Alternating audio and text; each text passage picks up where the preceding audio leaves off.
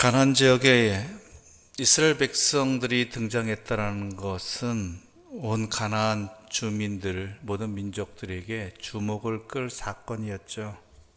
그렇지 않습니까? 생각해 보십시오. 아무리 적어도 200만이 넘는 사람들이 그들 직전 앞에 놓여 있는데 오면서 온갖 소문을 다 내었고, 게다가 이제는 요단도 기적으로 건넜다 그러고 여리고도 말도 안 되게 함락시켰고 아이성에는 패한 것 같았다가 다시 완전하게 섬멸시키는 그런 일들을 벌였다라는 소문이 온 가나안에 가득했지요. 이러한 소식을 들은 가나안의 사람들은, 특히 그들의 왕들은 두 가지로 반응을 합니다. 첫 번째 반응이 대부분의 민족들이 행한 반응이지요. 우리 1절과 2절의 말씀 함께 읽어보겠습니다. 1절과 2절입니다. 2일 후에 요단 서쪽 산지와 평지와 레바논 앞 대연안에 있는 햇사람과 아모리 사람과 가나안 사람과 브리스 사람과 히윗 사람과 여부스 사람의 모든 왕들이 이 일을 듣고 모여서 일심으로 여호수아와 이스라엘에 맞서서 싸우려 하더라. 하나님의 놀라우신 이스라엘을 통해서 이루신 일들을 듣고 보고 경험해 놓고도 사람들의 반응은 대부분 이와 같을 것입니다. 왜냐하면 그들이 갖고 있는 그러한 악함이나 아니면 그 본성을 깨기가 참 힘들거든요. 분명히 하나님의 능력이 펼쳐지는 이 기적적인 사건을 듣고서도 그들은 도리어 여호수아와 이스라엘을 맞서서 싸우려 하는 반응이라는 것입니다. 이게 현실입니다. 우리에게 어떠한 능력이 있으면, 무엇이 있으면 복음이 잘 전파되리라고 생각을 하지만 사람이 참 자기 구원받기가 힘든 일입니다.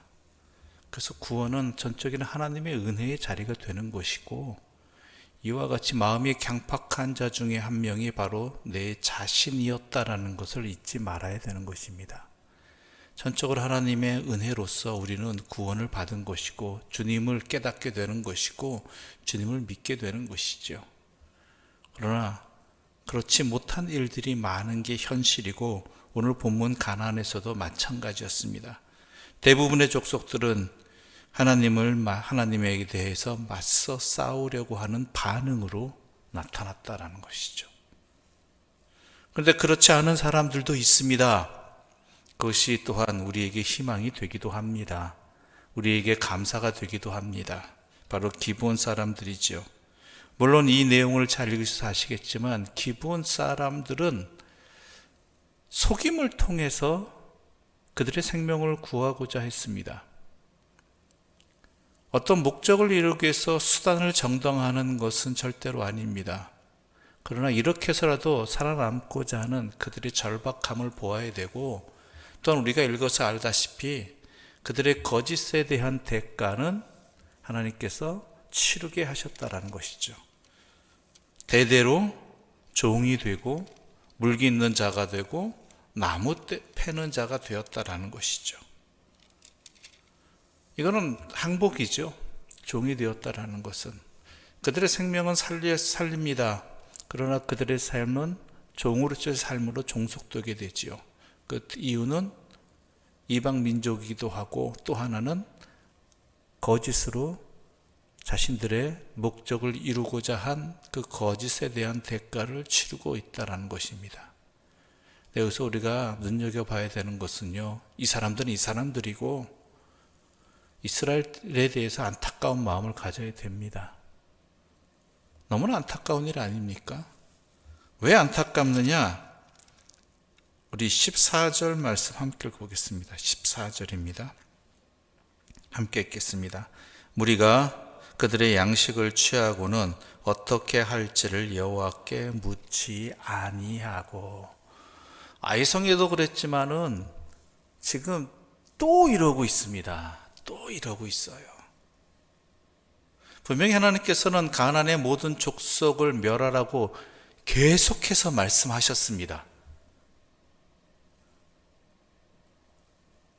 여리고성을 치기 전에도 또한 이러한 비슷한 명령이 있었죠. 너희 여리고에서 취한 물건들을 너희가 함부로 가져가지 말라. 모두 여호와께 드리라. 그런데 어떻게 해요? 바로 아간에 의해서 어김이 있었고 이스라엘에 또한 큰 하나님 앞에 진노함을 당하는 일들이 되어버렸죠. 그래서 아이성에서 혹독한 교훈을 얻었을 터인데도요, 사람이 특히 여호수아의 안타까움이 여기 있습니다. 여호수아가 처음부터 완벽한 사람 아니라는 것도 알게 되는 것입니다. 부족한 사람이죠. 그런데 중요한 것은 뭐예요? 하나님이 들어 쓰셨다라는 게 중요한 것입니다. 여호수아의 부족함에도 불구하고 그 이는 요단강을 건너기 전에는 두려워 떨고 겁내는 사람이었음에도 불구하고 하나님이 나타나서 말씀해 주셨고요. 또한 아이성을 앞에 두고도 여호와의 뜻을 여쭙지 아니하는 여리고의 승리가 하나님의 말씀을 듣고 하나님의 말씀대로 행하여서 이룬 승리임에도 불구하고 아이성에는 자신의 눈으로 보고 자기들의 판단으로 함부로 하나님의 뜻을 여쭙지 아니하고 행하다가 그 일을 당해놓고도 또 여기서는 어떻게 해요? 기브온 주민들의 이 사탕 발림에 거짓에 속아서 여호와의 뜻을 묻지도 않고 결정을 내버리는 어리석은 일을 벌이는 게 이스라엘의 모습이고 여호수아의 모습이라는 것입니다. 우리 또한 그렇지 않습니까? 돌아서면 받은 은혜 다 쏟아 부었고 또한 돌아서면 나에게 주신 말씀을 기억하지 못하고 그 말씀대로 살아가지 못하고 한 주간을 보내는 게 우리들 아닙니까? 특히 우리가 눈여겨봐야 될 것, 더 안타까운 것은요, 8장에서 아이성을 점령하고요, 그 다음에 여호수아와 온 이스라엘에 행한 일이 뭐였습니까? 여호와를 위한 제단을 쌓고 그리고 여호와의 말씀을 선포했습니다. 우리 8장 35절 말씀 함께 읽겠습니다. 34절과 35절 함께 읽겠습니다. 8장 함께 읽겠습니다. 그 후에 여호수아가 율법책에 기록된 모든 것대로 축복과 저주하는 율법의 모든 말씀을 낭독하였으니 모세가 명령한 것은 여호수아가 이스라엘 온 회중과 여자들과 아이와 그들 중에 동행하는 거류민들 앞에서 낭독하지 아니한 말이 하나도 없었더라. 이래놓고 또 이러고 있다라는 거예요. 아무리 예배드리면 뭐합니까? 아무리 여호와의 말씀을 들으면 뭐합니까? 그 말씀이 자신의 삶에 반영되지 않는 이러한 안타까운 모습들이 있기에 바로 벌어진 사건들 가운데 아이성의 경험을 해서 하나님 앞에 우리가 다시는 여호와의 말씀을 어기지 않겠습니다. 여호와의 말씀을 모두가 듣고 그 말씀대로 행하겠습니다라고 하는 이러한 엄청난 제사를 지내놓고 그래놓고 또 여호와를 묻지 아니하는 모습, 여호와께 묻지 아니하는 모습들, 그건 또한 우리들의 모습이기도 합니다. 내 자신의 모습이기도 합니다. 우리는 매번 그런 상황들을 경험합니다. 그런데 하나님께서는 이러한 여호수아와 이스라엘 백성들을 그래도 품어주시고 다시 세워주셨다라는 것이죠. 우리는 날마다 이 은혜로 살아갑니다. 어길 때마다 하나님께서 심판하시고 책망하시고 그리고 거듭되는 불순종에 대해서 우리를 버리셨다라면 이스라엘 백성을 버리시고자 했던 것처럼 우리를 버리셨다라면 가능성이 없다고 생각하셨다라면 우리는 단 한 명도 주님 앞에 설 수 없는 사람들이 되어버리는 것이죠.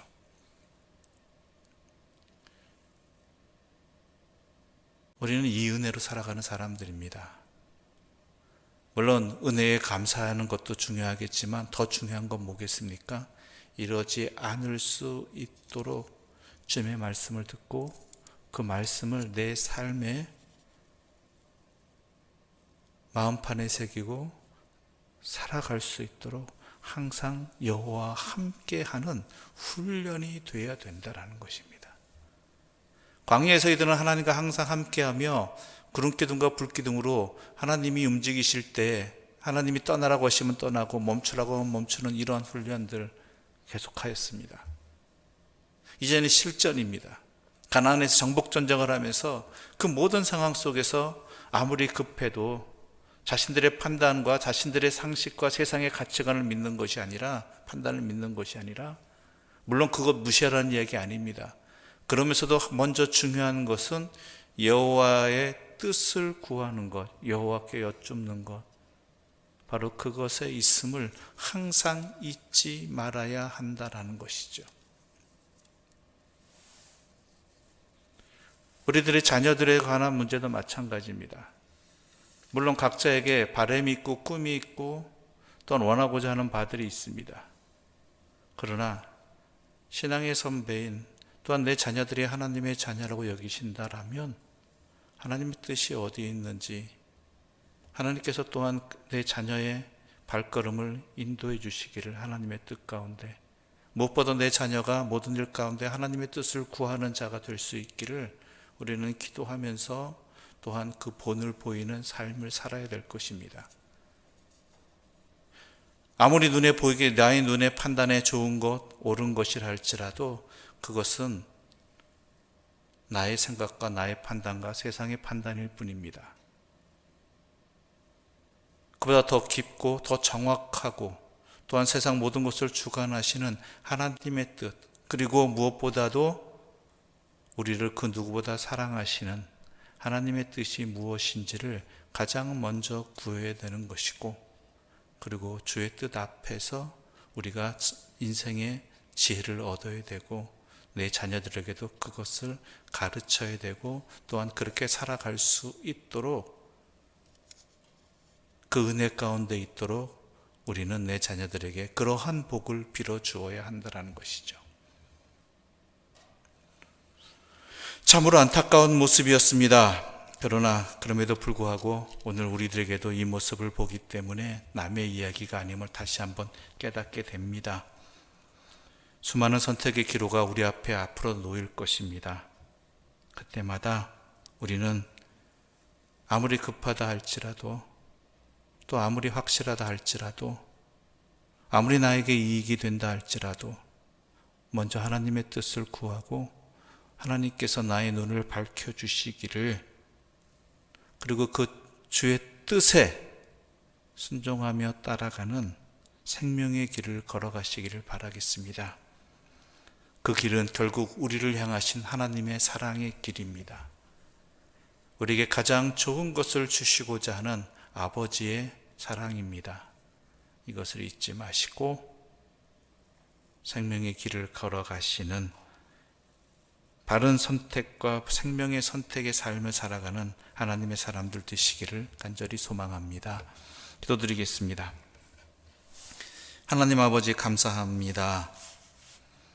오늘 우리 어리석음을 다시 한번 깨닫게 해주시고 우리의 교만함을 다시 한번 돌아볼 수 있는 이 생명의 말씀을 주신 것 감사합니다. 여호수아는 하나님 앞에 제사를 드려놓고도, 주의 말씀을 들어놓고도 막상 다가온 기브온 주민들의 속임의 앞에서 자신들의 판단과 자신들의 생각에 멈춰버리는 어리석은 선택을 하였습니다.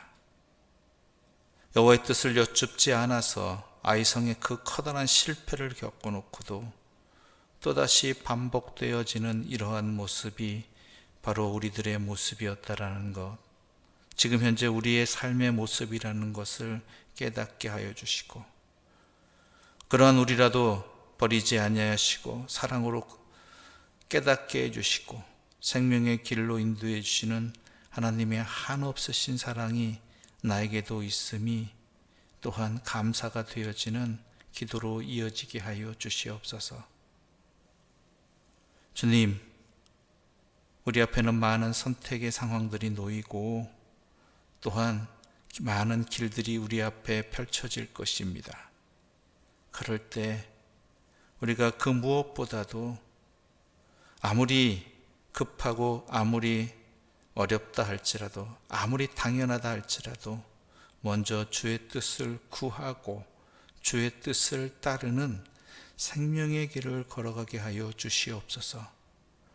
우리를 향해 걷게 하신, 선택하게 하신 그 선택과 그 길은 하나님께서 우리를 가장 사랑하시기 때문에 우리에게 가장 좋은 것을 주심을 믿고 주님의 이끄심에 순종하며 나아갈 수 있는 믿음의 사람들 되게 하여 주시옵소서.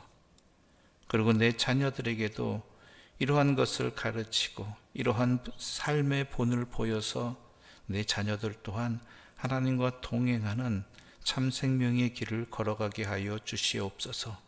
예수님의 이름으로 기도드립니다. 아멘. 하늘에 계신 우리 아버지, 아버지의 이름을 거룩하게 하시며 아버지의 나라가 오게 하시며 아버지의 뜻이 하늘에서와 같이 땅에서도 이루어지게 하소서. 오늘 우리에게 일용할 양식을 주시고 우리가 우리에게 잘못한 사람을 용서하여 준 것 같이 우리 죄를 용서하여 주시고 우리를 시험에 빠지지 않게 하시고 악에서 구하소서. 나라와 권능과 영광이 영원히 아버지의 것입니다. 아멘.